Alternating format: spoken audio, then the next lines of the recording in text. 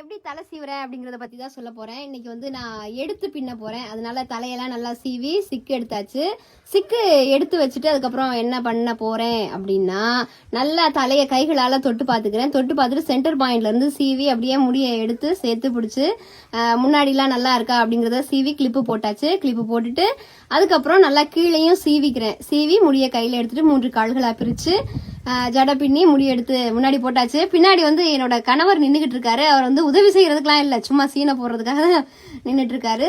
So பார்வையற்ற பெண்ணாகிய எனக்கு நானே தான் தலை சீவிக்கிறேன். எங்களை யாரும் கிளப்பி விடுறதுலாம் இல்லை மெனக்கெட்டு. ஸோ பார்வையற்ற குழந்தைகளை வச்சிருக்க பெற்றோர்கள் உங்களோட குழந்தைகளுக்கும் நீங்க எப்படி தலை சீவணும் அப்படிங்கறத சொல்லி கொடுங்க.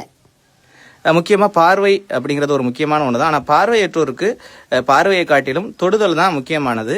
அகக்கண்கள் அப்படிலாம் ஒன்றும் இல்லை, நகக்கண்கள் தான் எங்களுக்கு வழிகாட்டுது அப்படிங்கிறத நான் தெரிவிச்சுக்கிறேன்.